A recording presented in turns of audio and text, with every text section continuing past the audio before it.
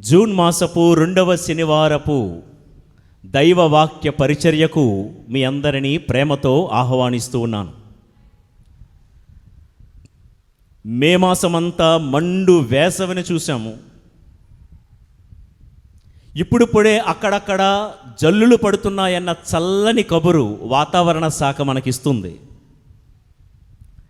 మన వద్దకైతే మేఘాలే తప్ప వానచిలుకలు కనబడటం లేదు. కానీ త్వరలోనే వాన కురవచ్చు అన్న ఆశతో ఇప్పుడిప్పుడే ఎండాకాలానికి బై బై చెప్తూ తొలకరి వానలు ఎప్పుడు కురుస్తాయో, ఎప్పుడు చల్లటి గాలులు వస్తాయో, ఈ మండిపోతున్నటువంటి భూప్రపంచం ఎప్పుడు చల్లబడుతుందో, వర్షం చినుకు ఆరంభమైతే చాలు ఎప్పుడెప్పుడు మా పంట పొలాలు పండించుకుందామన్న ఆశతో మనం అందరం కూడా వచ్చాం.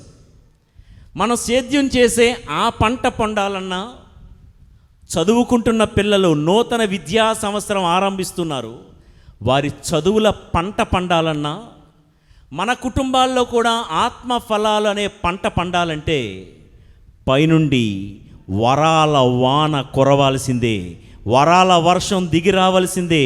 వర్షధారగా రావానా యేసయ్యా అని మనందరం కూడా పాడాల్సిందే. Praise the lord. Hallelujah, hallelujah. తండ్రి స్తుతి, యేసువా స్తుతి, హల్లెలూయా, హల్లెలూయా.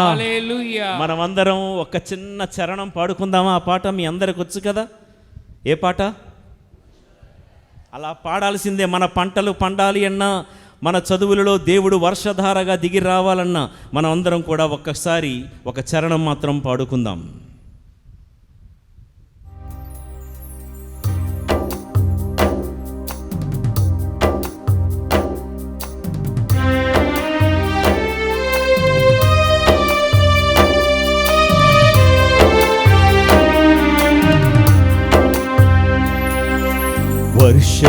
వర్షధరగరావానా యేసయ్యా, ఎండిపోయిన భూమి నేనయ్యా.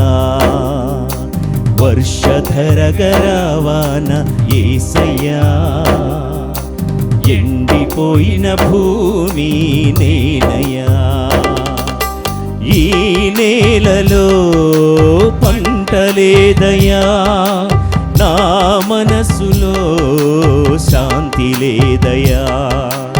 ఈ నేలలో పంటలేదయ్యా, నా మనసులో శాంతి లేదయ్యా. వర్షధరగరావాన యేసయ్యా, ఫలింపచేయుమా పరమేశ్వరా. వర్షధరగరావాన యేసయ్యా, ఫలింపచేయుమా పరమేశ్వరా.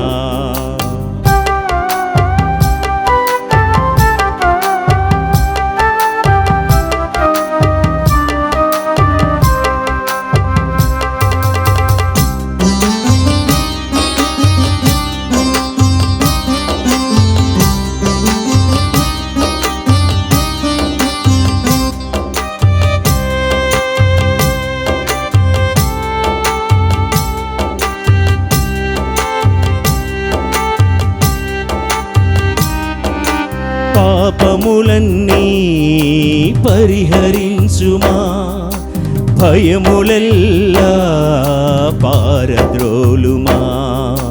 పాపములన్నీ పరిహరించుమా, భయములెల్లా పారద్రోలుమా. యేసునాథుడా నా రక్షకా, యేసునాథుడా యేసునాథుడా నా రక్షకా. నీదు కృపతో ఆదరించుమా, నీదు కృపతో ఆదరించుమా. వర్షధరగరావాన యేసయ్యా, ఎండిపోయిన భూమి నేనయ్యా. అందరూ భక్తితో పాడుదాం. వర్షధరగరావాన యేసయ్యా, ఎండిపోయిన భూమి నేనయా. ఈ నేలలో పంట లేదయా.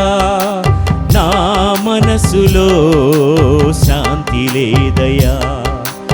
ఈ నేలలో పంట లేదయా. నా మనసులో శాంతి లేదయా. వర్షధరగరావాన యేసయ్యా, ఫలింపచేయుమా పరమేశ్వరా. వర్షధరగరావాన యేసయ్యా, ఫలింపచేయుమా పరమేశ్వరా.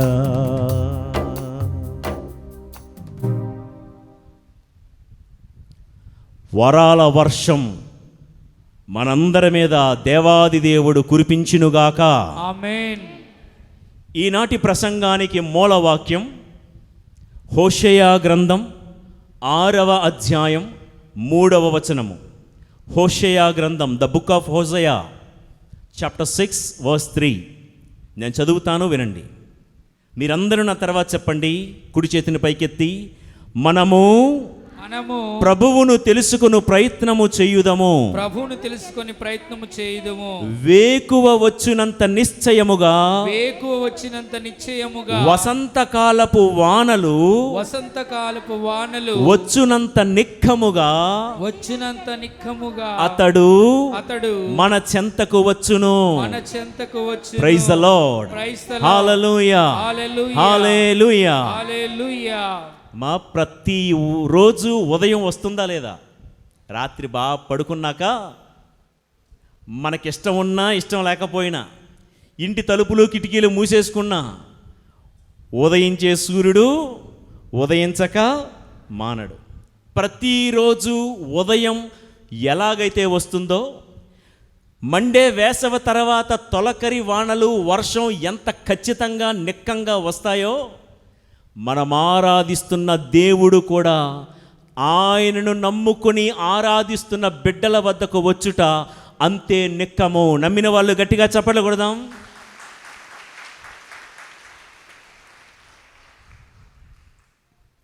ఇప్పుడు మనం ధ్యానించే అంశం, దేవా, ఎండిపోయిన భూమిగా ఉన్నానయ్యా నేను. నా జీవితంలో పంటలు పండటం లేదు ప్రభు. వర్షధరగా రావా, వరాల వర్షమై దిగిరావా.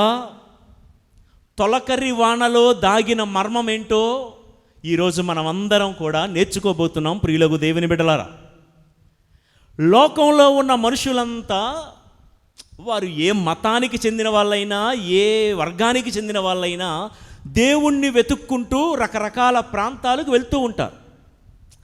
ఎవరి విశ్వాసాలు వారివి. అందరి విశ్వాసాలు మనం గౌరవించాలి. లోకంలో ఉన్న ప్రతి మనిషి తను నమ్ముకుని తను ఆరాధిస్తున్న దేవుణ్ణి వెతుక్కుంటూ వెళ్తాడు. ఇక్కడ ఈ మందిరములో ఈ దేవుణ్ణి ఆరాధిస్తున్న మనకు శుభవార్త ఏంటో తెలుసా? ఈ దేవుణ్ణి కలుసుకోవడానికి మనం ఎక్కడెక్కడికో వెళ్ళాల్సిన అవసరం లేదు. మన ఉన్న చోటికే ఆకాశ గగనాలు చీల్చుకొని దిడీలున దిగి వచ్చే దేవుడు మనం ఆరాధిస్తున్న దేవుడు. Praise the lord. Praise the lord. Praise the lord.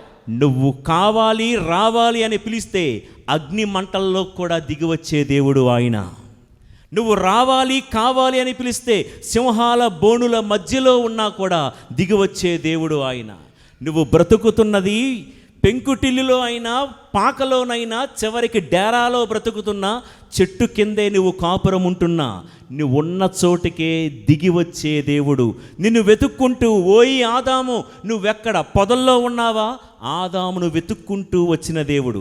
ఈరోజు మనందరి ప్రార్థన ఏంటంటే, హోషేయ గ్రంథం ద్వారా ఉదయము, ప్రతిరోజు రాత్రి గడిచిన తర్వాత ఉదయం రావడం ఎంత నిక్కమో, ఎండాకాలం తర్వాత తొలకరి వానలు రావడం ఎంత ఖచ్చితమో, ఆయనను ఆరాధించి పిలిచే వారి చెంతకు ఆ దేవుడు వస్తాడు ముమ్మాటికి అన్నది కూడా అంతే ఖచ్చితము, అంతే నిజము. ప్రియులకు దేవుని బిడ్డలారా, ఈ లోకంలో నా అనే మనం పిలుచుకునే మన బంధువులు మన స్థితి మన పరిస్థితి బాగుంటే వస్తారు, బాగోపోతే కనీసం చూపు కూడా చూడరు. ఇది మనందరి అనుభవ సత్యం. ఏమంటారు? బాగుంటే అందరూ వస్తారు, బంధువులైనా రాబంధువులైనా ఎవరైనా వస్తారు. కానీ ఒకవేళ మన కష్టం ఉందని తెలిస్తేనో, ఎవరైనా మనం ఇబ్బందుల్లో ఉన్నామని తెలిస్తేనో, కనీసం పలకరించడానికి కూడా వచ్చే బంధువులు 100కి 100 పాళ్ళు లేరు అని నేను అన్నగాని బహుశా 1-2% అక్కడక్కడ ఉండొచ్చు. చాలా అరుదు ప్రియులకు దేవుని బిడ్డలారా. శుభవార్త ఏంటంటే మన జీవితంలోకి ఎవరు వచ్చినా రాకపోయినా మన దేవుడు మాత్రం ఖచ్చితంగా తొలకరి వానలాగా వస్తాడు. తొలకరి వానలాగా వస్తాడు. నాడు పెంతెకోస్తు దినాన్న మేడ మీద గదిలో శిష్యుల మీద కురిసిన ఆ వాన ఈరోజు నా ప్రార్థన. మేడ మీద గదిలో మరియ తల్లితో ఉన్నప్పుడు శిష్యులందరి మీద కురిసిన ఆ కడవరి వర్షం, ఆ పరిశుద్ధాత్మ వరాల వర్షం మనందరి మీద కురిపించబడునుగాక.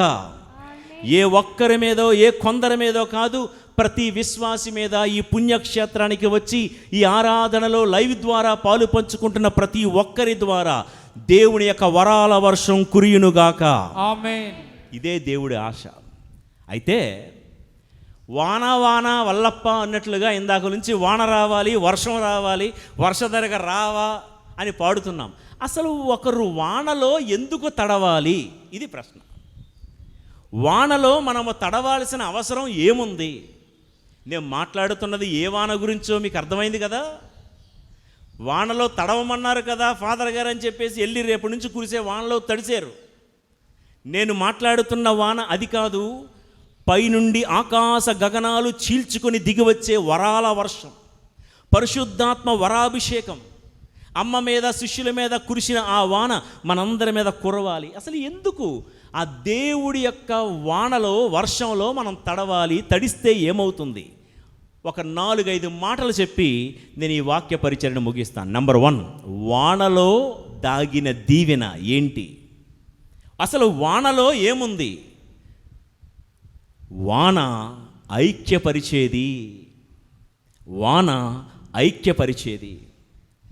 ప్రియులకు దేవుని బిడ్డలారా, వాన కురవక ముందు ఇప్పుడు వెళ్ళి ఏ భూమినైనా చూడండి, చీలిపోయి ఉంటుంది, బేటలు బారి ఉంటుంది, బీడు వారిపోయి ఉంటుంది, నెరవిచ్చి ఉంటుంది, విడివిడిగా మొక్కలుగా ఉంటుంది భూమి. ఎందుకు? వాన కురవక ముందు భూమి బేటలు బారి ఉంటుంది. ఇలాంటి బేటలు బారిన భూమి మీద ఏ రైతు కూడా సాగు చేయలేడు. ప్రియులకు దేవుని బిడ్డలారా, ఈరోజు శుభవార్త ఏంటంటే, అంతవరకు బేటలు వారి నెరవిచ్చి బీడువారిన భూమిగా ఉన్న ఆ నేల మీద తొలకరి వానలు పడగానే చీలిన నేలంతా కలిసిపోతుంది. బేటలుగా మొక్కలుగా చీలిపోయిన నేల, అంతవరకు చీలి ఉన్న నేల పైనుండి వాన కురవగానే కలిసిపోతుంది. కలిసిపోయిన నేలే 100 పంటను మనకిస్తుంది. Praise the lord.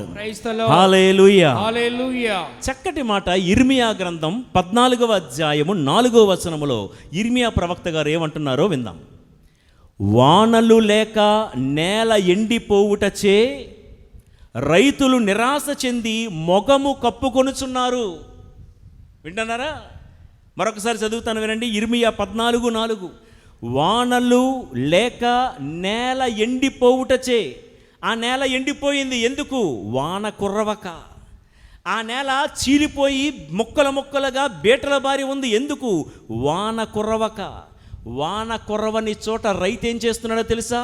నిరాశతో తన మొగము కప్పుకుంటున్నాడు, కృంగిపోతున్నాడు. నా ప్రియ సహోదరి సహోదరులారా, దేవుని బిడ్డలారా, ఈరోజు ఆ దేవుని వాన ఆ నేల మీద కాదు, మన కుటుంబం మీద కురవకపోతే, మన సంఘపు నేల మీద దేవుడి యొక్క వాన కురవకపోతే, రైతు నిరాశతో కృంగుబాటుతో ఎలాగైతే ముఖం కప్పుకొని బాధపడిపోతున్నాడో, కుటుంబాల్లోనూ సంఘాల్లోనూ దేవుడి యొక్క వరాల వర్షం కురవకపోతే నేల నెరవిచ్చినట్లుగా కుటుంబాలు విడిపోతాయి. ఈ రోజుల్లో మనం చూస్తాము, చాలా కుటుంబాల్లో భార్యాభర్తలు విడిపోయి ఉన్నారు. నేల వర్షం కురవక ముందు నేల నెరనిచ్చి ముక్కలు ముక్కలుగా విడిపోయినట్లుగా. ఎందుకు భార్యాభర్తలు విడిపోతున్నారంటే వాన కురవక. కొంతమంది తోడబుట్టిన వాళ్ళు ఒకే తల్లి రక్తం పంచుకొని పుట్టి ఒకే తల్లి రొమ్ము పాలు తాగినటువంటి అన్నదమ్ములు కూడా విడిపోయి నేల నరినిచ్చినట్లుగా ఉన్నారు. కారణం ఏంటో తెలుసా? ఆ కుటుంబములో వాన కురవడం మానేసింది. ప్రియులకు దేవుని బిడ్డలారా, చాలా సంఘాల్లో స్త్రీ సభలో ఈరోజు విశ్వాసుల మధ్య వాన కురవక విడిపోయి ఉన్నాము.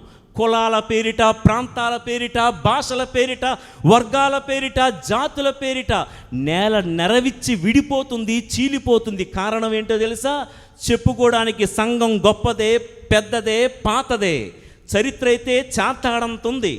కానీ ఆ సంఘములో వర్షం కురవడం మానేసి చాలా నాళ్ళయింది. అందుకనే పెద్దలకి పిల్లలకి మధ్య నేల నెరయిచ్చింది. సంఘాల్లో విభజనలు, చీలికలు, సంఘాల్లో ఐక్యత చెడిపోవడానికి కారణం వాన కురవక. ప్రియులకు దేవుని బిడ్డలారా, సహోదరి సహోదరులారా, కాబట్టి పరిశుద్ధాత్మ వాన కురిస్తే బేటలు బారిన నేల కలిసిపోయినట్లుగా హృదయాలు కలిసి విస్తారమైనటువంటి ఫలాలు వస్తాయి. నేను చెప్పే మాటలు మీకు అర్థమవుతున్నాయా? ఎంతమందికి అర్థం అవుతుంది? చేతులు పైకెత్తండి, గట్టిగా చప్పట్లో కొట్టండి అర్థమైతే.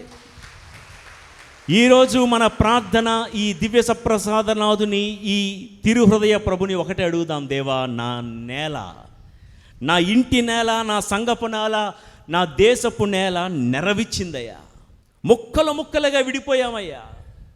భార్యాభర్తలు విడిపోతున్నారు, తోడబుట్టిన వాళ్ళు, అన్నదమ్ములు, అక్క చెల్లెళ్ళు విడిపోతున్నారు, గురువులు విశ్వాసులు విడిపోతున్నారు, గురువుల మధ్య విడిపోతున్నారు, విశ్వాసుల మధ్య ముక్కలు చీలికలు విడిపోతున్నాయి. ఎందుకు ప్రభువా? వాన కురవక. నా ప్రియ దేవుని బిడ్డలారా, ఈ సందర్భంలో ఎఫెసీయులకు వ్రాయబడిన లేఖ 4వ అధ్యాయము 1 నుండి 3 వచనాలు మనం చదువుకోవచ్చు. కానీ ప్రత్యేకంగా 3వ వచనాన్ని మీ ముందు ఉంచుతాను. మిమ్ము ఒకటిగా బంధించు శాంతి ద్వారా ఆత్మవశగు ఐక్యమును నిలుపుకొనుటకు సాధ్యమైనంతగా ప్రయత్నింపుడు. Praise the lord. మరొకసారి అందరూ చెప్పండి. మిమ్ము ఒకటిగా బంధించు శాంతి ద్వారా ఆత్మదేవుడు వసగు ఐక్యమును నింపుకొనుటకు సాధ్యమైనంతగా ప్రయత్నింపుడు. నా ప్రియ సహోదరి సహోదరులారా, ఆత్మదేవుడిచ్చు ఐక్యము అంటే ఆత్మదేవుడు కురిపించు వర్షం మీ మీద కురవాలి. నేను ఒక ఇంట్లో నాకు బాగా తెలిసిన కుటుంబం, ఒక చిన్న సాక్ష్యం మీ ముందు ఉంచుతా. వాళ్ళు బయటకు చెప్పుకోవడానికి రికార్డుల్లో భార్యాభర్తలే కానీ ప్రతి చిన్నదానికి పెద్దదానికి వారిద్దరి మధ్య రోజు వాద ప్రతివాదాలు జరుగుతూ ఉంటాయి, గొడవలే. ఆవిడ ఎడ్డమంటే ఈయన తెడ్డమంటాడు. ప్రతిదానికి, కూరకి, అన్నానికి, పెద్ద పెద్ద వాటికి, చిన్న చిన్న వాటికి, అన్నిటికీ కూడా ఆర్గ్యుమెంట్స్ జరుగుతూ ఉంటాయి. పేరుకి వాళ్ళిద్దరూ కూడా ఆలు మగలు, భార్యాభర్తలు. అలాంటి ఇంటికి ఒకరోజు కుటుంబ ప్రార్థనకని వెళ్ళడం జరిగింది. చాలాసార్లు దేవాలయానికి వచ్చేటప్పుడు ఆవిడ బాధ ఆవిడ చెప్పుకుంటుంటుంటే, అమ్మ నువ్వే కదా తగ్గాలంటే నాతో కూడా అనేక సార్లు వాగ్వివాదాలు పెట్టుకుంటూ ఉండేది. మీరు అట్టా అంటే ఎట్లా ఫాదర్, అలా కాదు, మీకు కూడా న్యాయం ఉండాలి కదా, న్యాయం ఎక్కడ ఉందో చూడండి అంటూ ఉండేది. అలానే ఆయన గారు కూడా తక్కువేం తెల్ల. ఆయన కూడా వచ్చి మాట్లాడుతున్నప్పుడు, ఏమయ్యా నువ్వైనా సరే కొంచెం చూసి చూడనట్లు ఉండాలి కదా అంటే ఆయన కూడా తగ్గడు. ఇలాంటి ఇంటిలోనికి కుటుంబ ప్రార్థనకి మమ్మల్ని పిలిచారు. నాతో పాటు భక్త సంఘాలకు చెందినటువంటి మరొక ఇద్దరు కూడా వెళ్ళాం. ఆశ్చర్యం, అద్భుతం ఏంటంటే ప్రియులకు దేవుని బిడ్డలారా, వాక్య పరిచర్య అంతా ఒక అరగంట సేపు అయిపోయిన తర్వాత అంతవరకు నేను చెప్పినా, కొంతమంది సంఘ పెద్దలు చెప్పినా మారని ఆ భర్త భార్య వాక్య పరిచర్య అయిన తర్వాత స్తుతిస్తూ ఉండగా, దేవుని ఎలుగెత్తి ప్రార్థిస్తూ ఉండగా నాతో వచ్చినటువంటి ఇద్దరు సంఘ పెద్దలు కూడా దీనికి సాక్ష్యం. ఆ ఇంటి మీద దేవుని వర్షం కురిసింది. మేమందరము కళ్ళు మూసుకొని ప్రార్థన చేస్తూ ఉండగా ఏమైందో తెలుసా? ఉన్నట్టుండి మాతో పాటు స్తుతించాల్సినటువంటి ఆవిడ నాలుక ఇలా చెప్పడం ప్రారంభించింది, దేవా దేవా, నాదే తప్పు, నాదే తప్పు, నాదే తప్పు, నా ఇంటిలో అశాంతికి నాదే తప్పు, నాదే కారణం. వాన కుర్రవక ముందు ఈ ఇల్లాలు చెప్పిన మాట, మా ఆయనదే తప్పు, మా ఆయనదే తప్పు అన్న ఈ నాలుక వాన కుర్రవగానే ఏమవుతుందో తెలుసా? నాదే తప్పు, నాదే తప్పు, నాదే తప్పు. సరే, ఈ రీతిగా నాకైతే ఒక రకంగా అర్థమవుతుంది జరుగుతున్న కార్యమేంటో. సరే, ఆమెలో మార్పు వస్తుందని నేను ఆత్మలో ఆనందిస్తున్న ఒక 5 నిమిషాలకే భర్త అందుకున్నాడు, ప్రభువా ఇది నేను ముమ్మాటికి నేను చేసిన తప్పే, ఇది నేను చేసిన తప్పే, నేను చేసిన తప్పే. సరే, వాళ్ళిద్దరూ ఒకరిలో ఒకరు వారి మీద ఆత్మవర్షం కురుస్తుందని నమ్మిన నేను అలానే వారిని మాట్లాడనిచ్చాను, స్తుతించనిచ్చాను. స్తుతి జరుగుతుండగా జరిగిన అద్భుతం ఏంటో తెలుసా ప్రియులరా? స్తుతి ప్రార్థన అయిన తర్వాత నిలబడి చేతులెత్తి ప్రార్థన చేస్తున్న మేము, నాతో పాటు మరొక ఇద్దరు, మేము ముగ్గురు నిలబడే ఉన్నాము. ప్రార్థన ముగిసేసరికి భార్యాభర్తలు మోకాళ్ళ మీద ఉండి ఒకరి కాళ్ళు ఒకరు పట్టుకొని, ఒకరి చేతులు ఒకరు చేయి వేసుకొని మమ్ము క్షమించండి అని ఒకరినొకరు అడుగుతున్నారు. ఎంతవరకు నాదే తప్పన్న వాళ్ళు. నా ప్రియ దేవుని బిడ్డలారా, మనం చదువుకుంటాం యోహాను సువార్త 16వ అధ్యాయం 8వ వచనంలో ఈ ప్రభువు చెప్పే మాట ఏంటంటే, నేను వెళ్ళుట నీకు మంచిది, ఆత్మదేవుడు వచ్చిన తర్వాత మీకు నీతిని గూర్చియు పాపమును గురించియు తీర్పును గురించియు మీకు బోధిస్తాడు అని. ఒకరి మీదకు ఆత్మ వర్షం కురిస్తే తమ తప్పును తాము కప్పుకొని ఉండలేరు, తప్పును ఒప్పుకోకుండా ఉండలేరు. ఈ ఇంట్లో జరిగింది ఏంటో తెలుసా? వాన కురిస్తే చీలిన నేల ఎలాగైతే కలుస్తుందో, పరిశుద్ధాత్మ వాన కురిసిన చోట చీలిపోయిన హృదయాలు కలుస్తాయి, విభజింపబడినటువంటి హృదయాలు కలుస్తాయి, ముక్కలు ముక్కలైపోయినటువంటి మనస్సులు మరలా ఏకమవుతాయి. ముక్కలైపోయిన బతుకుల్లో రావాల్సింది పెద్ద మనుషులు కాదు, మీకు న్యాయం చెప్పడానికి రావాల్సింది మీ కుల పెద్దలు కాదు. చీలిక ఉన్న చోట మీరు ఆహ్వానించాల్సింది పరిశుద్ధాత్మ వాన. పరిశుద్ధాత్మ దేవుని యొక్క వాన దిగి వస్తే నేల నెరవిచ్చిన చోట ఎలాగైతే కలిసిపోతుందో ఆ రీతిగా హృదయాలు కూడా కలుస్తాయి.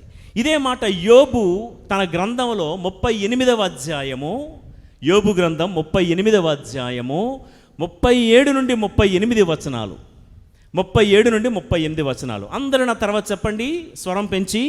ఆకాశములోని మేఘములను లెక్కించి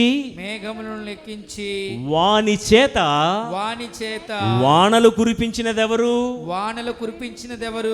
ఆ వానలు ఈ భూమి మీద ధూళిని మట్టిని గట్టి ముద్దగా చేసి మట్టి పెళ్ళలు గట్టి పడినట్లు చెయ్యును గదా.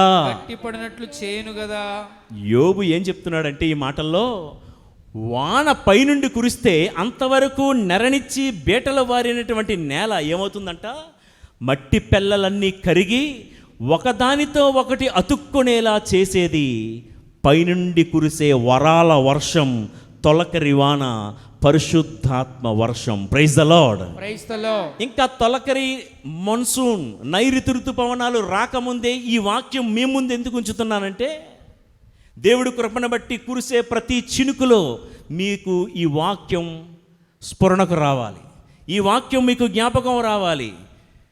చిన్నపిల్లలైతే వర్షం కురవగానే రింగా రింగా రోజెస్ పాటలు పాడుకోవడానికి కాదు, అయిపోయింది ఆ టైము. వాన వాన వల్లప్ప పాటలు పాడుకోవడానికి కాదు వాన కురిసే ప్రతి వాన దేవా పైనుండి చినుకు పడుతుంటే ఈ నెరనిచ్చిన భూమే కలిసిపోతుందే. ఎంత వానలు, ఎంత వరద, ఎంత వర్షాన్ని చూస్తున్న నేను కలవాల్సిన వాళ్ళతో ఇంకా కలవటం లేదులే అని ఆత్మ పరిశీలన చేసుకోవడానికి ప్రియులకు దేవుని బిడ్డలారా, అపోస్తుల కార్యాల గ్రంథమంతా మీరు చదివితే ఒకే ఒక్క మాట గ్రంథమంతా రోల్ అవుతుంది. ఏంటో తెలుసా అండి?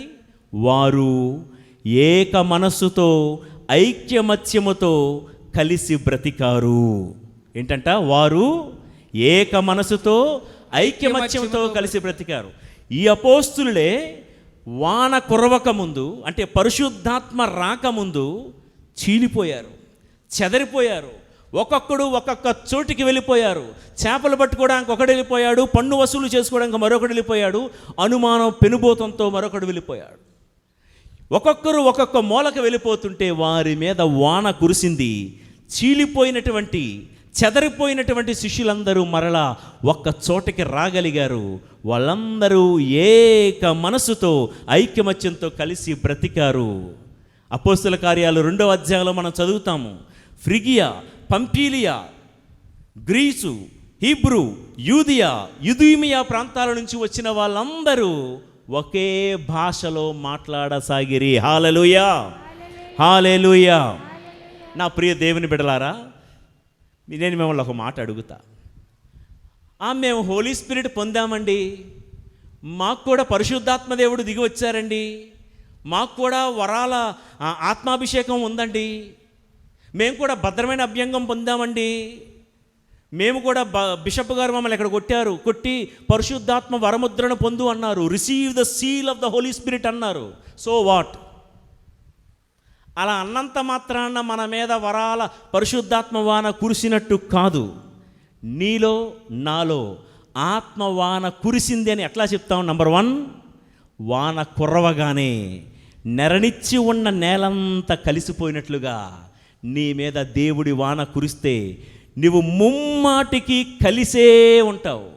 వాళ్ళతోనూ వీళ్ళతోనూ విడిపోదామని విభేదాలు పెట్టుకోవాలన్న ఆలోచన కూడా నీ దరిదాపులకు రాకుండా చేసేది పైనుండి కురిసే వాన, వానలో దాగిన దీవెన ఇది. హల్లెలూయా.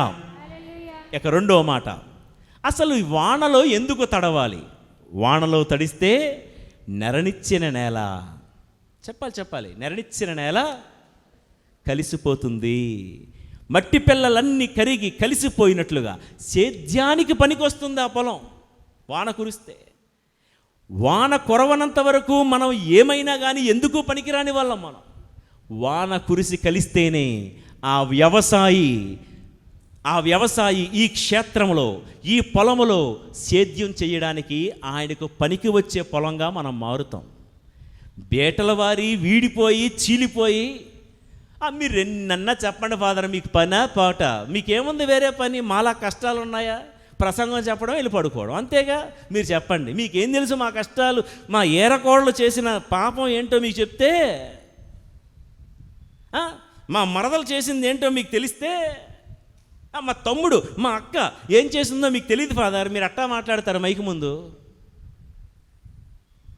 నువ్వెన్నైనా చెప్పు, ఎన్ని కారణాలైనా చెప్పు, ఈ కారణాలన్నీ చెప్పుకొని బ్రతుకున్నంత కాలం నీ నేల నెరనిచ్చి వారితోనూ వీరితోనూ కలవనంత కాలం నీ కుటుంబం, నీ జీవితం అనే పొలం పంటకు పనికి రాకుండా మిగిలిపోతుందేమో అనే భయంతో నేను ఈ మాటలు మేము ముందుంచుతున్నాను. ఇక 2వ మాట,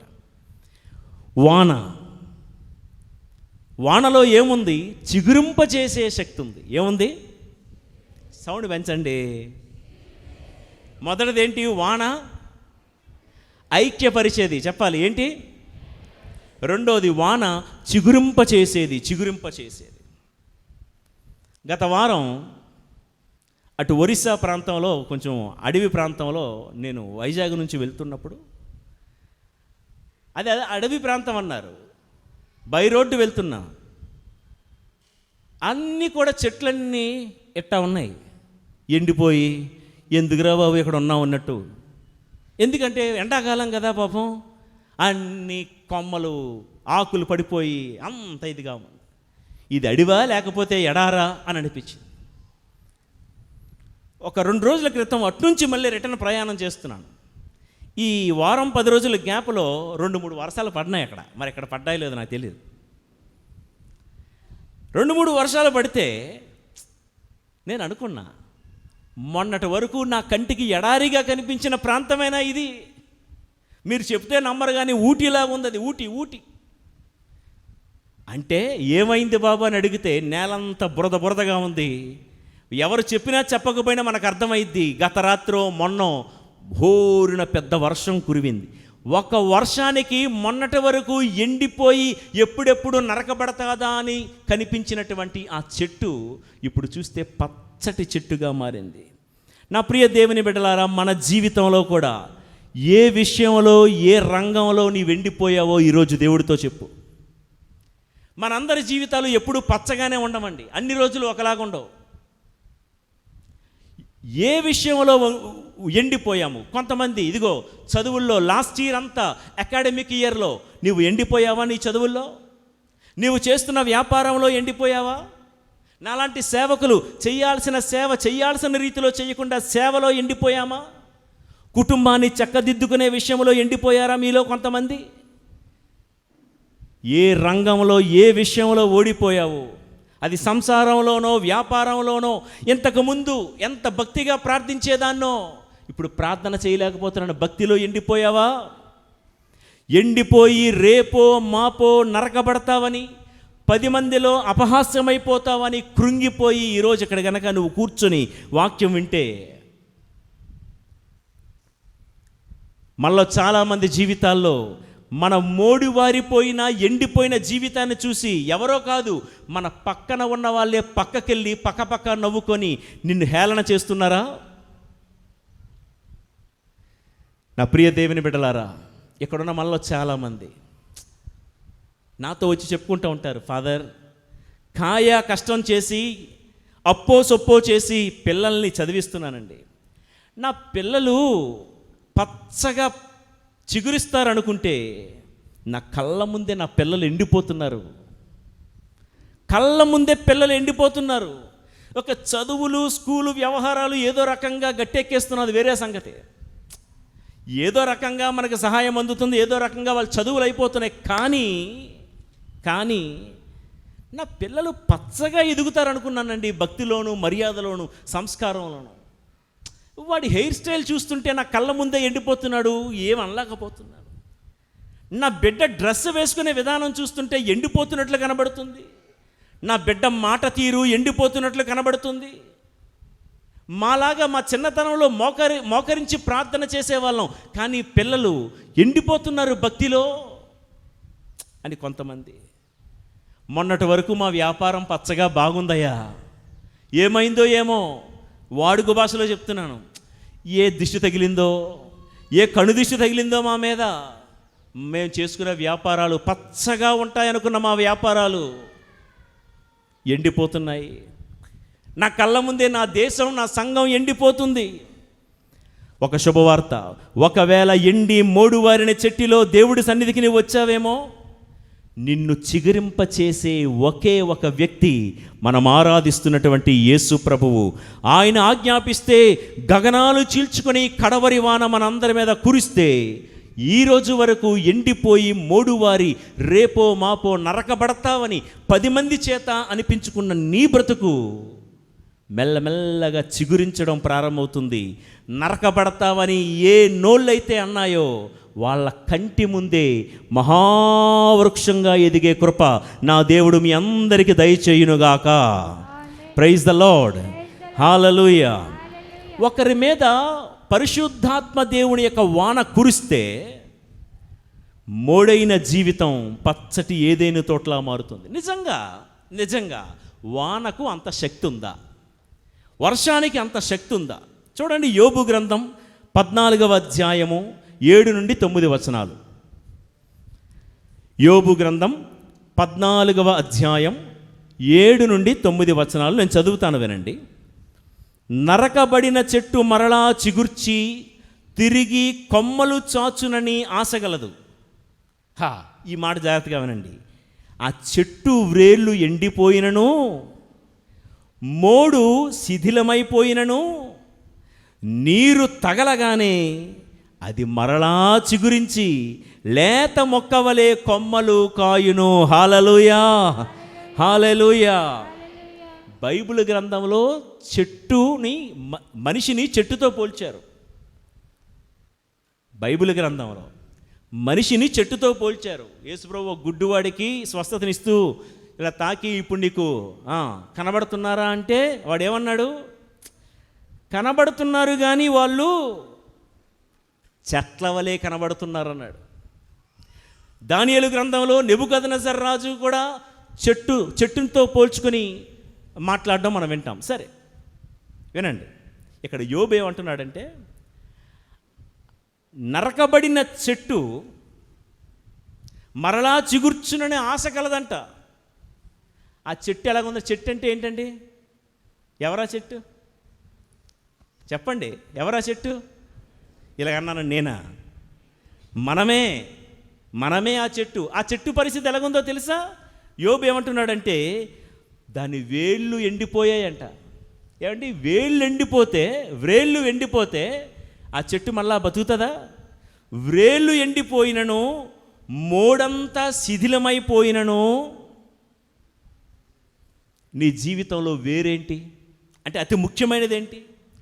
కొంతమంది జీవితంలో ఆ కాసింత ఆరోగ్యం, నీకు ఈ ఆరోగ్యం చాలా ముఖ్యమైనది.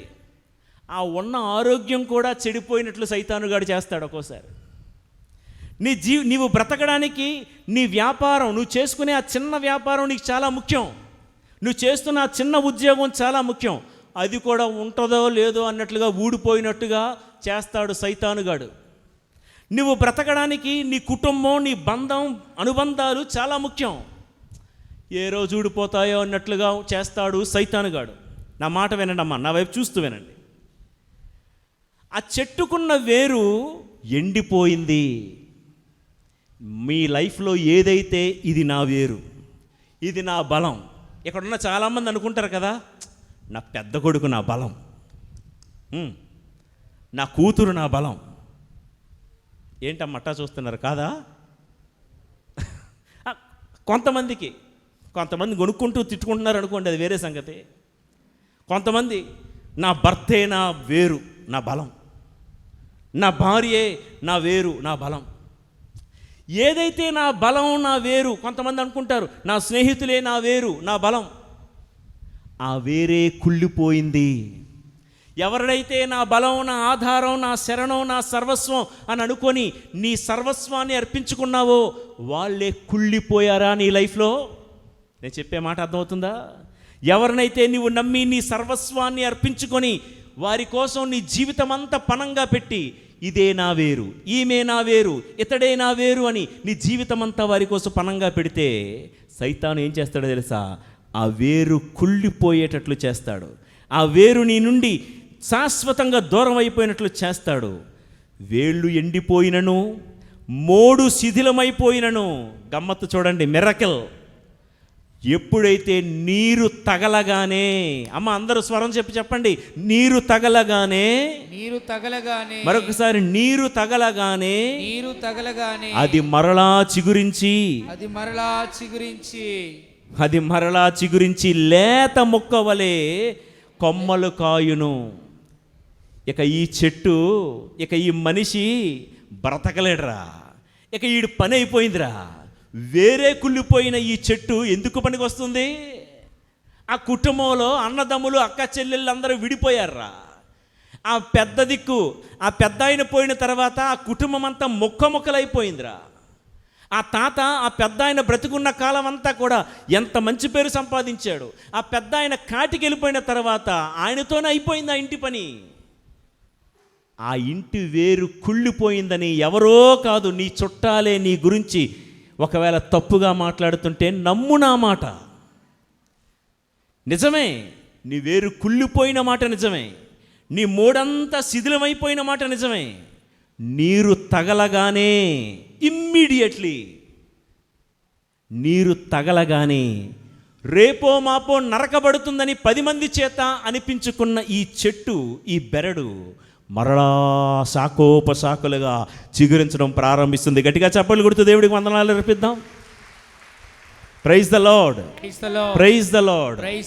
నీరు తగలగానే అంటే దేవుడి సన్నిధి, దేవుడి వాక్యం నిన్ను తాకగానే నువ్వు మరలా చిగురిస్తావు, లేత మొక్కలాగా ఎదగడం ప్రారంభిస్తావు. ఎక్కడ ఎండిపోయినట్లు కనిపిస్తున్నావో, ఎక్కడ ఓడిపోతున్నట్లు కనిపిస్తున్నావో అక్కడే చిగురించేలాగా, గెలిపించేలాగా నీ మీద కడవరవాన నా దేవుడు కురిపించునుగాక. ఆమేన్. పునీత లారెన్స్ గారు, మీలో ఎంతమంది ఉన్నారు ఆయన పేరు? పునీత లారెన్స్. ఆయన ఓకే, వెరీ గుడ్. ఆయన నిజానికి ఒక దైవ సేవకుడు అవ్వాలనుకున్నాడు, దైవ సేవ చేద్దామనుకున్నాడు. కానీ కొన్ని కారణాల వల్ల మిలిటరీలో జాయిన్ అవ్వాల్సి వచ్చింది. మిలిటరీలో ఏదో ఒక యుద్ధం చేస్తున్న సమయంలో తన యొక్క కాలు పోగొట్టుకున్నాడు. కుంటుకుంటూ ఒకరోజు అలా రోడ్లో నడుస్తూ ఉన్నాడంట. అక్కడ రోడ్డు మీద ఎండిపోయి మోడువారిపోయిన ఒక చెట్టును చూశాడు. ఓకే, చెట్టును చూసి అంటాడంట ఈ లారెన్స్ గారు, చిట్టా నీ బతుకు నా బతుకు సేమ్ టు సేమ్. నువ్వు ఎండిపోయావు, నేను ఎండిపోయాను. నువ్వు రేపో మాపో నరకబడతావు, నేను కూడా రేపో మాపో నరకబడతాను. ఇక మిగిలేదేముంది నా బతుకేని ఏడుస్తూ, దేవా అడుగంటిపోయినటువంటి ఈ జీవితంలో మరలా ఆశలు చిగురించేనా? నా జీవితానికి మళ్ళా మంచి రోజులు వస్తాయా ప్రభువా? ఈ చెట్టు నేను ఒకటేనా?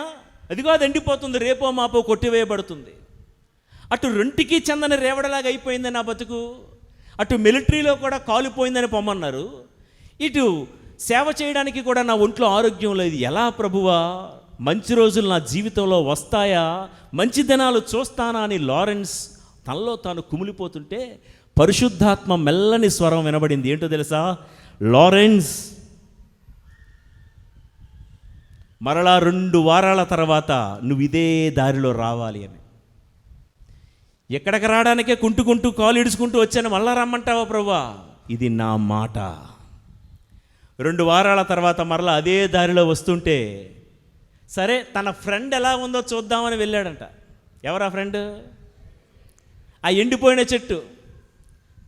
చూస్తే ఇందాక నేను చెప్పాను కదా, పచ్చగా శాఖోపశాఖలు కొమ్మలు విరబూస్తూ పచ్చటి ఆకులతో కలకల్లాడిపోతుందంట.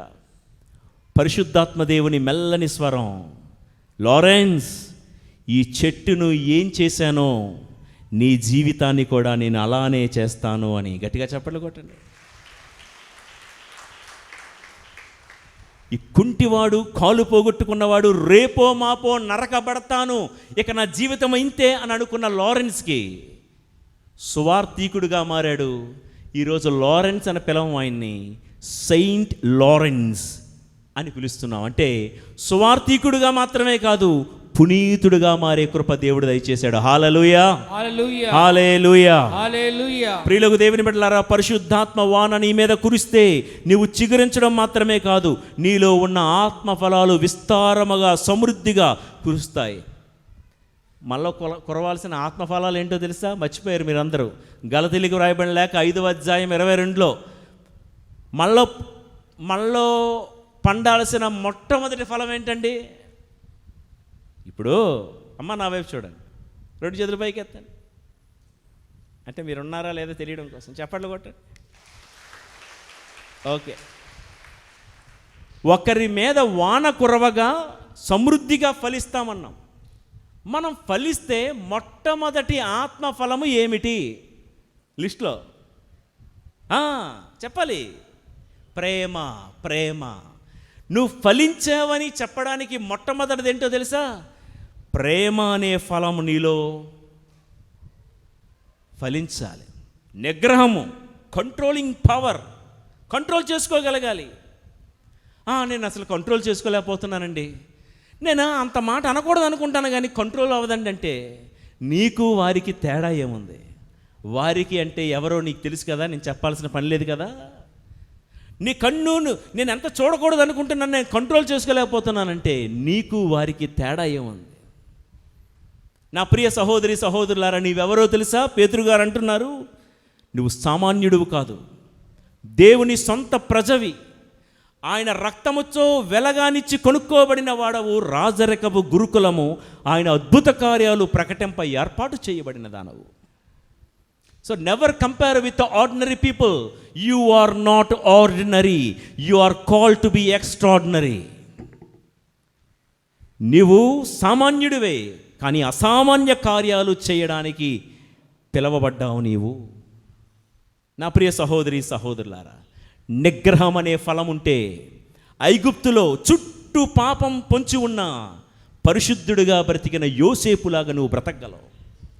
నీలో ఆత్మవాన కురిస్తే దానియేలు గ్రంథంలో చుట్టూ తన ఏజు తన వయసు ఉన్నటువంటి మనుషులందరూ కూడా పాపిష్టి కార్యాలు చేస్తూ బ్రతుకుతున్న దానియేలు నిగ్రహంగా బ్రతికాడు.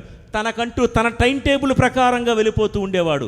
రోజుకు 3 సార్లు దేవుణ్ణి ఆరాధించేవాడు. మిగతా వాళ్ళందరూ పనికి మాలిన పనులు చేస్తున్నా. నా ప్రియ దేవుని బిడ్డ, లోకంలో బ్రతుకుతున్నా నీవు లోకానికి చెందిన దానివి కావు, నీవు దేవుడి సంబంధివి. ఈ లోకంలో ఉన్న మన స్నేహితులకి, మన బంధువులకి, వేరే వాళ్ళకి వాళ్ళ టైం టేబుల్స్ వాళ్ళకు ఉంటాయి. నీకంటూ దేవుడి కోసం ఒక టైం టేబుల్ ఉండాలి, ఒక క్రమపట్టిక ఉండాలి. వాళ్ళు బ్రతికినట్లుగా మనం బ్రతకూడదు. ఇదే దానియేలు చెప్పాడు. ఓకే, నేను వెళ్తున్నాను ముందుకి. Praise the lord, hallelujah. హల్లెలూయా. వానలో దాగిన దీవెనలు 2 చెప్పా. నంబర్ 1, వాన కురవగా నెరనిచ్చి ఉన్నటువంటి నేల కలిసిపోతుంది, ఐక్యమైపోతుంది.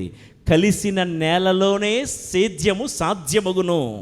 కలిసిన నేలలోనే సేద్యము సాధ్యమగును. రెండవది, వాన కురవగా నిన్ను చిగురింపచేస్తుంది. రేపో మాపో నరకబడతావనే పరిస్థితిలో నీవు ఇక్కడ కూర్చుని వాక్యం వింటున్నా, దేవుడు వాన నీ మీద కురిస్తే ఆయన నిన్ను నరకబడనయ్యడు. నరకబడతావనుకున్న చోటలోనే నిన్ను నూరంతలుగా ఫలింపజేస్తాడు. గట్టిగా చప్పట్లు కొడుతూ వందనాలు అర్పిద్దాం. ఇక 3వ మాట, వానలో దాగిన దీవెన, వరాల వర్షం. నంబర్ 3, వాన చెరువులను నింపుతుంది. ఈరోజు వరకు చెరువులు, బావులు, కాలువలు అన్నీ ఎండిపోయి ఉన్నాయి. తొలకరి వానలు ఆరంభమవగానే ఎండిన బావులు, ఎండిపోయిన చెరువులన్నీ నీళ్లతో కలకలలాడిపోతాయి. ఈ మాటకు అర్థం ఏంటో తెలుసా? వానలు కుర్రవగా చెరువులు నీళ్లతో నిండినట్లుగా వాన ఒకరి జీవితంలో కురిస్తే, పరిశుద్ధాత్మ వాన ఒకరి లైఫ్లో కురిస్తే, కళ్ళు అనే నీ చెరువులు నీళ్లతో నిండుతాయి. చెప్తారు కదండి లోకంలో, నీ కళ్ళు చెరువుల్లాగా ఉన్నాయమ్మా అంటారా? కళ్ళు చెరువులైపోయాయి అంటే అంతగా ఏడ్చిందని అర్థం. కళ్ళు చెరువులను తలపిస్తున్నాయి. అది అలంకారప్రాయంగా వాడిన భాష. నీ కళ్ళు చెరువులను పోలి ఉండాలి. ఈ మాటకు అర్థం ఏంటో తెలుసా? ఎవరి మీదైతే వాన కురుస్తుందో, యాజ్ కమింగ్ యాజ్ గోయింగ్ లాగా ఉండలేమండి. ప్రార్థన చేయమంటే అందరూ ఎలుగెత్తి ప్రార్థన చేస్తుంటే ఎలాగ ఉండమండి. అందరూ స్తుతిస్తూ ఉంటుంటే ఇలా ఏదో ఒక జడ వస్తువులాగా ఇలా ఉండలేమండి. వాన కురిసిన వ్యక్తి యొక్క కళ్ళు చెరువులను పోలి ఉంటాయి. కన్నీటి ప్రార్థనకు గుర్తు ఇది. ఒకరి జీవితంలో వాన కురిస్తే, పరిశుద్ధాత్మ వరాభిషేకం ఉంటే, ఎప్పుడెప్పుడు నా కన్నీళ్లతో యేసయ్య పాదాలు కడుగుతానా అని ఒక స్త్రీ వెనక నుండి వచ్చి జటామాంసి పరిమళ ద్రవ్యం తీసుకుని వచ్చి తన కన్నీటితో యేసయ్య పాదాలు కడిగి తుడుస్తూ పాదాలను ముద్దెడుతూ ఉందే, అలాంటి తత్వం వాన కురిసిన వారికి దొరుకుతుంది. ఆయారాం గయారాం, వచ్చామా వెళ్ళామా అన్నట్టుంటే నీలో వాన కొరవనట్టే. ఎక్కడ ఏ మందిరానికి నువ్వు ఆరాధనకు వెళ్ళినా, దేవా నాలో వాన కుర్రవనిదే, వాన కుర్రవనిదే నా మీద, నేను నీ మందిరం విడిచి వెళ్ళనయ్యా. యబ్బోకు రేవు దగ్గర యాకోబు దోతతో పోరాడాడు, నీవు నన్ను దీవించనిదే నేను నిన్ను వదిలిపెట్టేది లేదు. ప్రియ దేవుని బిడ్డలారా, ఈ రోజుల్లో చాలామంది రకరకాలుగా భాగ్యవంతులు అవుతున్నారు. ఐశ్వర్యంలో, ఉద్యోగాల్లో, అంతస్తుల్లో, అధికారాల్లో భాగ్యవంతులు అవుతున్నారు. నా బాధ ఏంటంటే, మీరు భాగ్యవంతులు అవ్వాలి, ఇంకా దేవుడు మిమ్ము ఐశ్వర్యవంతులుగా దీవించాలి. కానీ నా బాధ ఏంటంటే, అన్నింటిలో భాగ్యవంతులు అవుతున్నాము, ఐశ్వర్యవంతులు అవుతున్నాము. నిన్నటి కంటే ఈరోజు మంచి కూడు తింటున్నాం, మంచి బట్టలు కట్టుకుంటున్నాం. కానీ భక్తిలో పేదవాళ్ళం అయిపోతున్నామేమో, సేవలో పేదవాళ్ళం అయిపోతున్నామే, మర్యాదలోనూ సంస్కారంలోనూ పేదవాళ్ళం అయిపోతున్నామే. ఒకప్పుడు గంట సేపు మోకాళ్ళ మీద ఉండి జపమాల చెప్పినంత ఓపిక మనకు ఉండేది. ఈరోజు పెద్దవాళ్ళ మాట సరే, ఎందుకంటే వాళ్ళ వయసు అయిపోయింది కాబట్టి, మోకరించి ప్రార్థన చేసేటంత సత్తువ మనలో ఎంతమందికి ఉంది ప్రియులకు దేవుని బిడ్డలారా? దేవుడి సన్నిధిలో ఉన్న మనం ఈరోజు ప్రార్థించాల్సింది, దేవా నన్ను భాగ్యవంతునిగా చెయ్యు. ఎందులో? భక్తిలో. కన్నీటి ప్రార్థన చేసే విషయంలో నన్ను ఐశ్వర్యవంతుడిగా చెయ్యు. దేవుడి సన్నిధిలో నీ కళ్ళు నీటితో నింపబడి ఎన్నాళ్ళయింది అని నేను మిమ్మల్ని అడిగితే అడగాలనుకోవటం లేదు. దేవుడి సన్నిధిలో దేవాలయంలో కన్నీటితో ప్రార్థన చేసిన అనుభవం మీకేమైనా జ్ఞాపకం ఉందా? కన్నీటి ప్రార్థన. జకరియా గ్రంథం 12వ అధ్యాయం 10వ వచనం చదువుతున్నాను, వినండి. నేను దావీదు వంశజులపైన యెరూషలేములో ఇతర ప్రజలపైన దయాగుణమును ప్రార్థనా గుణమును కుమ్మరింతును. వినండి. వారు తాము కత్తితో పొడిచిన వాని వైపు చూతురు. ఏం చేస్తున్నారంట? ఏకైక కుమారుని కోల్పోయిన వారి వలె అతని కొరకు విలపింతురు. తొలిచూలు కుమారుని కోల్పోయిన వారి వలె అతని కొరకు శోకింతురు. ఎంత చక్కటి మాట అండి. నువ్వు ప్రార్థించేటప్పుడు, అమ్మా నేను అంత పెద్ద మాట మాట్లాడలేను కానీ అర్థం చేసుకోవడానికి ఆ మాట చెప్తున్నాను. ఇక్కడ వాక్యంలో ఏముంది? ఏకైక కుమారుని కోల్పోయిన ఆ తండ్రి, ఆ తల్లి ఎలా ఏడుస్తుంది, రొమ్ములు బాదుకుంటూ, గుండెలు బాదుకుంటూ, నా బిడ్డలు సంఘంలో చాలామంది పాడైపోతున్నారు అని బయటకు వచ్చి సెటైర్ వేయడం కాదు. సంఘం పాడైపోతుంది, దేశం పాడైపోతుందని బయటకు వచ్చి డైలాగులు చెప్పడం కాదు, నిందలు విమర్శలు వేయడం కాదు.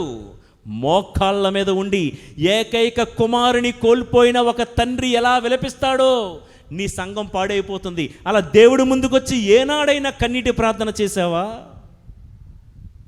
దేవుడు చూసేది అది. బయటికి వెళ్ళిపోయి ఏదేదో మాట్లాడే ఆ బ్యాచ్ ఉంటారు. ఆ బ్యాచ్ అలా ప్రవర్తించిన ప్రతిసారి నరకాగ్నిలోనికి ఒక్క అడుగు దగ్గరైపోతున్నారు. ప్రియులకు దేవుని బిడ్డలారా, ఈరోజు ప్రభువు చెప్తున్న వాక్యం, దీనికి మించిన వాక్యం, విరుద్ధమైన వాక్యం ఏదైనా ఉంటే ఎవరైనా వచ్చి నాకు చూపించవచ్చు, నేను ఇక్కడే ఉంటా. ఏకైక కుమారుని కోల్పోయిన వారి వలె సంఘం కోసం విలపించండి, దేశం కోసం విలపించండి. నశించు ఆత్మల కోసం, సంఘాభివృద్ధి కోసం, ఆత్మాభివృద్ధి కోసం నీ కళ్ళు కన్నీటితో నింపబడితే, అమ్మ విను, చెరువును నీటితో నింపినట్లుగా నీ ఇంటిని దేవుడు దీవెనలతో విస్తారముగా సమృద్ధిగా నింపునుగాక. ఆమేన్. ఇంకా చాలా చెప్పడానికి ఉంది కానీ టైం లేదు. పరమగీతాల గ్రంథంలో ఆ ప్రియుడు సంఘమైన ప్రేయసిని చూసి ఏమంటాడో తెలుసా అమ్మా? 7వ అధ్యాయం పరమగీతాల గ్రంథం 7వ అధ్యాయం 5వ వచనంలో, నా ప్రేయసి ఎలా ఉండాలని ప్రియుడు కోరుకుంటున్నాడో తెలుసా? సంఘం అంటే మనమందరం ఆయన ప్రియురాళ్ళం. ప్రేయసి నీ నేత్రములు, అమ్మ చెప్పండి అందరూ, ప్రేయసి. నేను అంత ప్రేమగా పిలిచాను, మీరెట్టా పిలుస్తున్నారు? మరొకసారి, ప్రేయసి. బెటర్. నీ నేత్రములు హెష్బోను చెంతగల, పలకండి అమ్మా, హెష్బోను చెంతగల కోనేరు జలాశయము వలె మెలమెల మెరియుచున్నవి. ఈ పరమ ప్రియుడైన ఈ దేవుడు తన ప్రియురాలు నేత్రములు, కళ్ళు ఎలాగుండాలని కోరుకుంటున్నాడో తెలుసా? హెష్బోను దగ్గర ఉన్నటువంటి జలాశయాలు, కోనేరులు ఎలాగైతే నీటితో నిండి ఉంటాయో నీ కళ్ళు కూడా నీటితో నిండి ఉండాలంట మందిరానికి వచ్చేటప్పుడు. అలాగన్నాను కదా అని చెప్పేసి ఏంటి, రేపు నుంచి కొంతమంది జపం చెప్తారు, ప్రార్థన చేస్తారు. ఏమి ఆ ప్రార్థన ఏదో అసలు వినబడదు, అర్థం అవ్వదు. ఇంక ఏడుపు, పక్కోళ్ళకి వినబడదు, ఎవరికి వినబడదు. అట్టా కాదు. కన్నీటితో ప్రార్థన చేయమన్నాం కదా అని చెప్పేసి సౌండ్ పెంచమని కాదని అర్థం. కళ్ళు చెమ్మగిల్లాలి, కళ్ళు కన్నీటితో నిండబడాలి. అలాంటి ప్రియురాలిని ఈ ప్రియుడు కోరుకుంటున్నాడు. ప్రియులకు దేవుని బిడ్డలారా, ఒక్క మాట చెప్తాను చూడండి. జలమున్న చోట జనముంటారు, అవునా కాదా? మనం ఇండియన్ సివిలైజేషన్ చిన్నప్పుడు చదువుకుంటున్నప్పుడు ఏంటది, హిస్టరీ అండ్ ఆంథ్రోపాలజీ, ఏంటది, నాగరికత మనం చదువుకుంటున్నప్పుడు ఎక్కడ నాగరికత ప్రారంభమైంది? ఎక్కడ జలముందో, ఎక్కడ జలాశయాలు ఉన్నాయో అక్కడ జనాలు వచ్చి కాపురం ఉండడం మొదలుపెట్టారు. ఎందుకు? పాడి పంటలకు, పశువులకు, అన్నిటికీ బాగుంటాయి కాబట్టి. జలమున్న చోట జనములు పెరుగును, జనములు ఉన్న చోట అభివృద్ధి పెరుగును. Praise the lord, praise the lord, praise the lord, praise the Lord. నేను మిమ్మల్ని ఒక మాట అంట. ఒకవేళ మీలో ఎవరైనా ఏంటండి ఒకప్పుడు మా గుడులు, మా మందిరాలు నిండిపోయండి, మా ప్యారిష్లో జనాలు కిటకిటలాడిపోయేవారండి, ఇప్పుడు తగ్గిపోయారండి జనాలు, కరోనా తర్వాత ఎవరు రావట్లేదండి. ఇంకొంతమంది ఒక అడుగు ముందుకేసి ఈ ప్యారిష్ ప్రీస్ట్ మారిపోతేనే తప్ప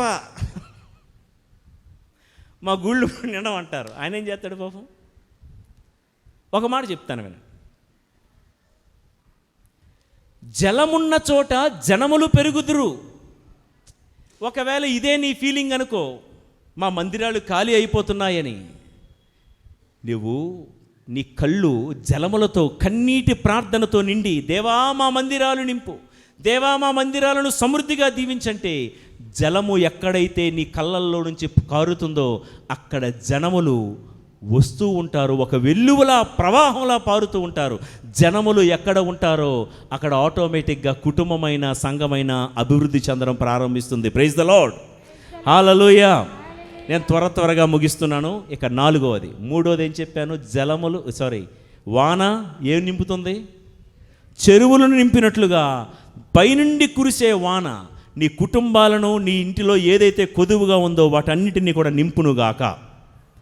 ఇక 4వది వాన. 65వ కీర్తన 10వ వచనము. 65వ కీర్తన 10వ వచనము.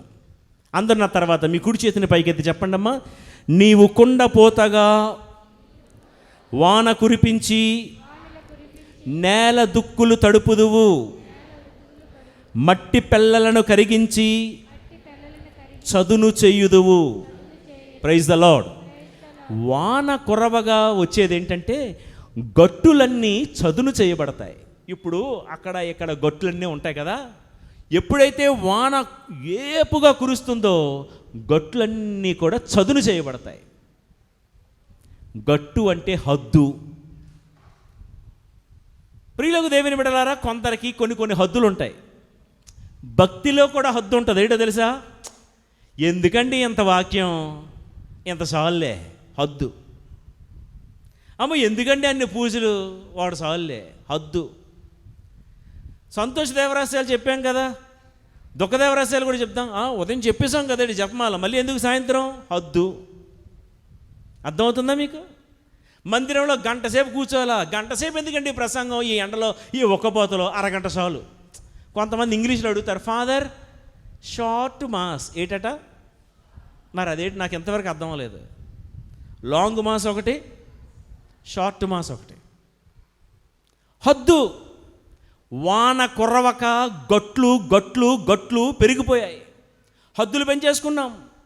ప్రేమానురాగాల్లో కూడా కొంతమంది గట్లు ఉన్నాయి. క్షమించే విషయంలో కూడా ఒక హద్దు, ఒక గట్టు పెట్టేసుకున్నాం. సహించి భరించే విషయంలో కూడా గట్లున్నాయి. కూతురు తప్పు చేస్తే సహిస్తుంది, కోడలు తప్పు చేస్తే సహించని గట్టుంది. అంటే ఇది జనరల్గా అందరికీ అర్థమవుతుంది కూడా చెప్తున్నా. పెద్ద కొడుకు తప్పు చేస్తే సహించని ఈ గట్టు, చిన్న కొడుకు ఏం చేసినా సరే ఓకే. నా ప్రియ దేవుని బిడ్డలారా, చదువుల్లో కొంతమందికి హద్దులు, గట్లున్నాయి. అరగంట చదివేస్తాడు. మొన్న ఒక రోజున 90% వచ్చింది ఒక అబ్బాయికి, 10th క్లాస్లో 90% వచ్చింది. ఏమీ రాలేదు అంటే, లెక్కల్లో కొంచెం తక్కువ మార్కులు వచ్చినాయి. ఏమి అంటే అన్నీ చదివాడంట. అన్నీ చదివావా? అన్నీ చదివాం. మరేరా అంటే పేపర్ చాలా టఫ్గా ఉందంట. ఏంటంట? పేపర్ ఎక్కడంటే టఫ్గా ఉంటుందమ్మా? పేపర్ చాలా లైట్గానే ఉంటుంది, పేపర్ టఫ్గా ఏమి ఉండదు. ఏంటి అసలు సంగతి అంటే, ఉన్న సిలబస్లో 6 పాఠాలు ఈడు వదిలేసాడంట. ఈడు అనుకున్నాడంట ఈ 6 రావులే, ఇన్ని చదివాం కదా, ఇవి సరిపోతాయి అనుకున్నాడంట. కర్మ, అందులో నుంచి వచ్చినాయి.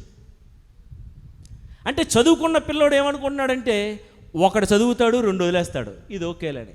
బహుశా వాళ్ళ కోసమే కాల ఈ క్వశ్చన్స్ ఇచ్చేటప్పుడు ఆప్షన్స్ ఉంటాయి. ఏమంటారంటే వాటిని, ఈ 10 6 మాత్రమే సమాధానం రాయండి. మరి ఇలాంటి వాళ్ళకి అన్నీ రాయాలి కంపల్సరీ అంటే సరే, అది వేరే సంగతి. సేవా జీవితంలో సరే, నన్ను కూడా కలుపుకుంటున్నా కొన్ని సార్లు, అమ్మ ఎంత సేవ చేసాం కదా ఇక చాలులే, అబ్బో 20 ఏళ్ళు చేసాం ఇంక చాలులే, అమ్మో 50 ఏళ్ళు చేసేసాం ఇంక చాలులే. నా ప్రియ సహోదరి సహోదరులారా, వాన కుర్రవక మాట్లాడే మాటలు ఇవన్నీ. ఒక్కసారి మన మీద దేవుడి యొక్క వరాల వర్షం, తొలకరి వాన, వర్షధారగా దేవుడు గనక మన మీద కురిస్తే గట్లన్నీ చదునైపోతాయి, గట్టులన్నీ చదునైపోతాయి, హద్దులన్నీ చెరిగిపోతాయి. శ్రమల వలన, బాధల వలన మనకు మనమే నిర్మించుకున్న గట్లు కర్రగాలి. నీ మీద ఇంకా ఆ గట్టు కరగలేదు కదూ, నీ పక్కనున్న వారి మీద ఇంకా ఒక గట్టు, ఒక హద్దు పెట్టుకున్నావు కదూ. నువ్వు ఇల్లు కట్టుకుంటున్నప్పుడు వాళ్ళు సహకరించలేదని ఇంకా వారి మీద ఒక గట్టు, ఒక హద్దు కరగకుండా అలా ఉండిపోయిందా? కారణం ఏంటో తెలుసా? నీ మీద ఇంకా వాన కురవలేదు. ఇది వాక్యాధారంగా మాట్లాడుతున్నా. కొన్నిసార్లు వాక్యం మనకి జోజో పాపాయ్ బొజ్జాయి అని చెప్పి జోలపాడదండి, గద్దించే వాక్యం. నా మొదలు అందరినీ కూడా ఇది గద్దించే వాక్యం, హెచ్చరించే వాక్యం. చివరగా నేను ముగిస్తున్నాను. వాన బ్రతికిస్తుంది, జీవం పోస్తుంది, ఒకరిలో ఉన్న జీవాన్ని బయటికి తెస్తుంది. సరే, ముగిస్తా. ఇప్పుడు ఎండిపోయిన నేలలో విత్తనం నాట్యం ఏమైద్ది? మాట్లాడండి. ఎండిపోయిన నేలలో విత్తనం నాట్యం ఏమైద్ది? విత్తనం బ్రతకదు, చనిపోతుంది. అదే నేలలో, అదే నేల నీటితో తడిస్తే జీవం వస్తుంది కదా. నేను మిమ్మల్ని అడుగుతా, ఇప్పుడు ఎండిపోయిన నేలలో విత్తనం నాటితే అది బ్రతకలేదు, నీరు తగలగానే విత్తనంలో జీవం వచ్చింది. ఒక విత్తనానికి జీవం పోసేది, జాగ్రత్తగా వినండి, మట్ట నీర.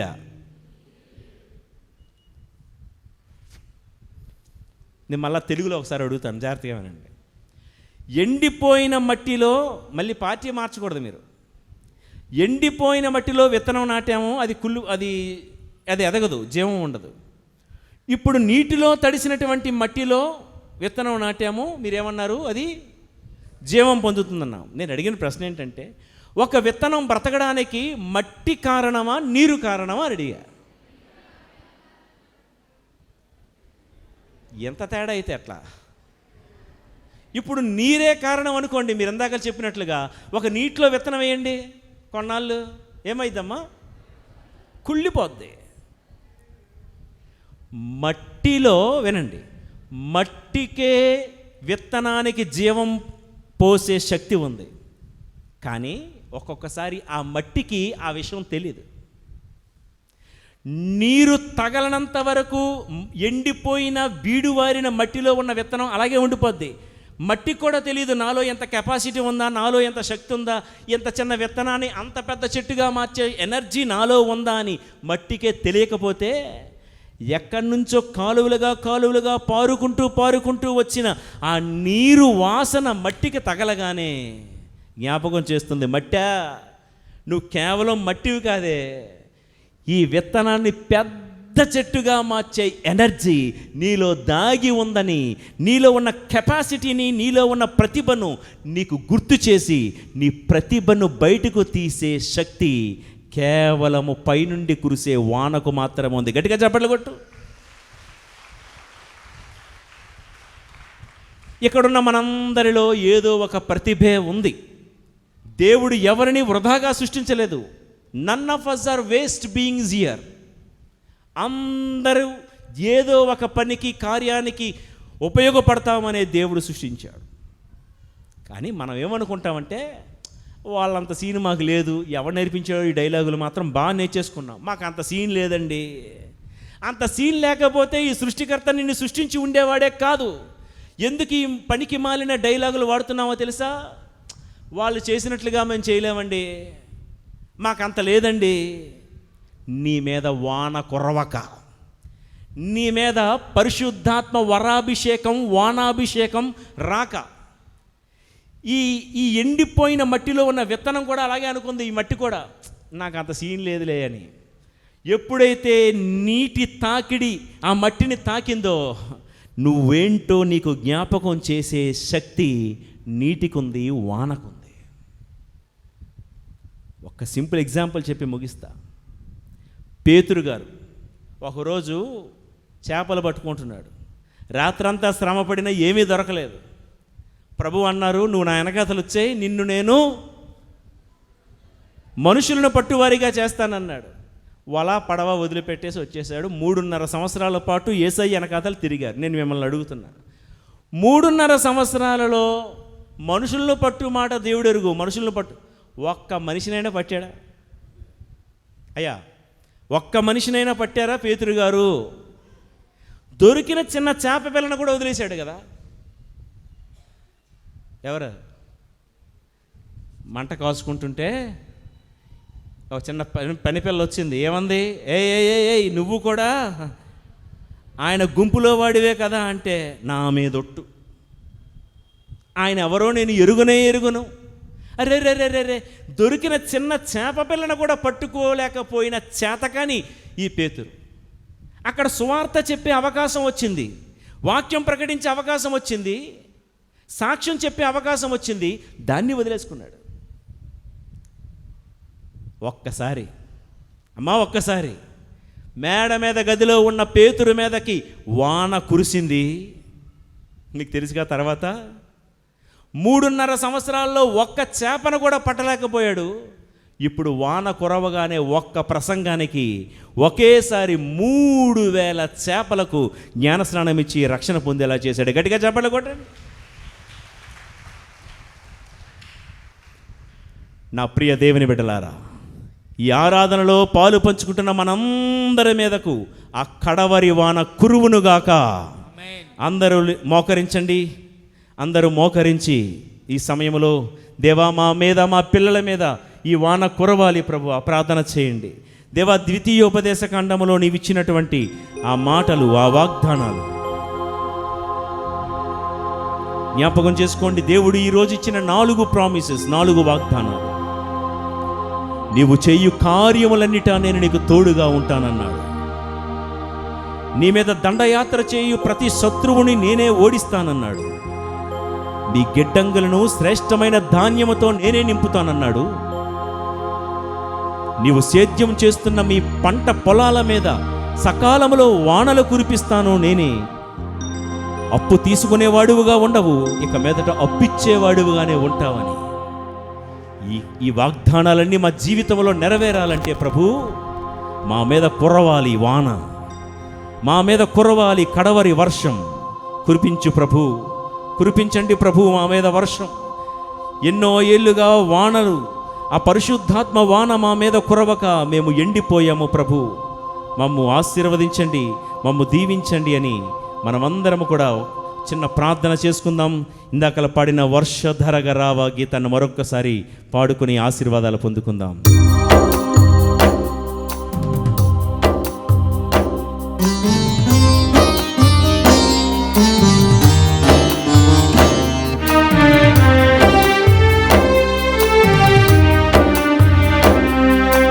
మనోవ్యధలను గుణపరచుమా, తనువు గాయమెల్లా స్వస్థపరచుమా. మనోవ్యధలను గుణపరచుమా, తనువు గాయమెల్లా స్వస్థపరచుమా. యేసునాథుడా పరమ వైద్యుడా, యేసునాథుడా పరమ వైద్యుడా, యేసునాథుడా పరమ వైద్యుడా. గాయములెల్లా స్వస్థపరచుమా, గాయములెల్లా స్వస్థపరచుమా. వర్షధరగరావా నా యేసయ్యా, ఎండిపోయిన భూమి నేనయ్యా. వర్షధరగరావా నా యేసయ్యా, ఎండిపోయిన భూమి నేనయ్యా. ఈ నేలలో పంటలేదయా, నా మనసులో శాంతి లేదయా. ఈ నేలలో పంటలేదయా, నా మనసులో శాంతి లేదయా. వర్షధర గరావాన యేసయ్యా, ఎండిపోయిన భూమి నేనయ్యా. వర్షధర గరావాన యేసయ్యా, ఎండిపోయిన భూమి నేనయ్యా.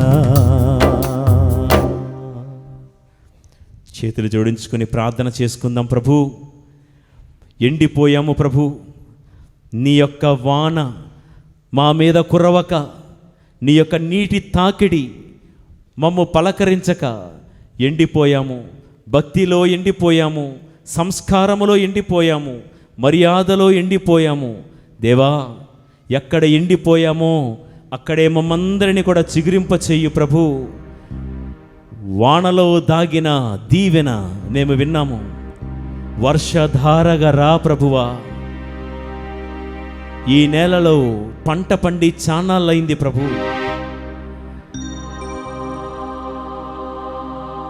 దేవా, వానలో ఉన్న దీవెనలు మేము విన్నాము. వాన కురిస్తే బీటల వారిన నెరవిచ్చి ఉన్నటువంటి భూమి ఐక్యమవుతుంది. చీలిపోయి ముక్కల ముక్కలుగా ఉన్న మట్టి పెళ్ళలు ఏకమవుతాయని విన్నాము. దేవా, మా జీవితంలో, మా కుటుంబంలో నెరవిచ్చి ఉన్న సందర్భాలు, ఎవరెవరము ఎక్కడెక్కడ ఎప్పుడెప్పుడు ఏ ఏ కారణాల్లో వీడిపోయామో నీకు తెలుసు కదా ప్రభువా. మా కుటుంబాల్లో వాన కురిపించు, మా సంఘాల్లో విభజనలు చాలించి అందరము ఏక మనస్సుతో ఐకమత్యంతో జీవించు కృప మాకు దయచేయు ప్రభు. వాన కురిస్తే చిగురిస్తాము. రేపో మాపో ఎండిపోయి ఉన్న మేము నరకబడతామని లోకమంతా అనుకుంటున్న వేళ నీ కృప మా మీద కురిస్తే చాలు, మేము చిగురింప చేయబడతాము, మేము చిగురిస్తాము ప్రభువా. దేవా, వాన కురిస్తే చాలు, మాకు మేముగా కట్టుకున్న గట్టులన్నీ చదును చేయబడతాయి. అవును ప్రభువా, అహంకారం అనే గట్టులు చదునవ్వాలి, కోపావేశాలు, స్వార్థం అనే గట్టులన్నీ చదునవ్వాలి ప్రభువా. చదును చేయండి. వాన కురిస్తే చెరువులన్నీ నీటితో నింపబడతాయి. నింపండి ప్రభు. మా మీద వాన కురిపించి మా ఆత్మను నీ దీవెనలతో నింపండి. ఆత్మ సంతోషముతో మమ్మల్ని నింపండి. మా సంఘములో క్షమాగుణంతో మమ్మల్ని నింపండి ప్రభువా. దేవా, వాన కురవగా మాలో ఉన్న ప్రతిభ బయటికి వస్తుందని విన్నాము. నిజమే ప్రభువా, మా జీవితంలో ఎంతో శక్తి ఉన్నా ఏమి చేతకాని వారముగానే మేము మిగిలిపోతూ ఉన్నాము. కురిపించు ప్రభువా, మా మీద వాన కురిపించండి. మా నాథుడైన యేసు పవిత్ర నామములో ఈ ప్రార్థన చేయుచున్నాము పరమ తండ్రి. Praise the lord.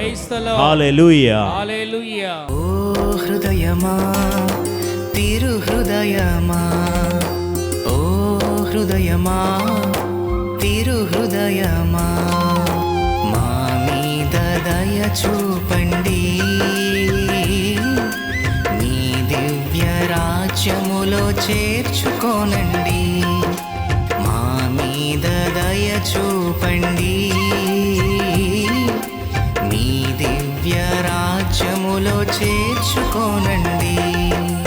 ఓ హృదయమా, తిరు హృదయమా, ఓ హృదయమా, తిరు హృదయమా.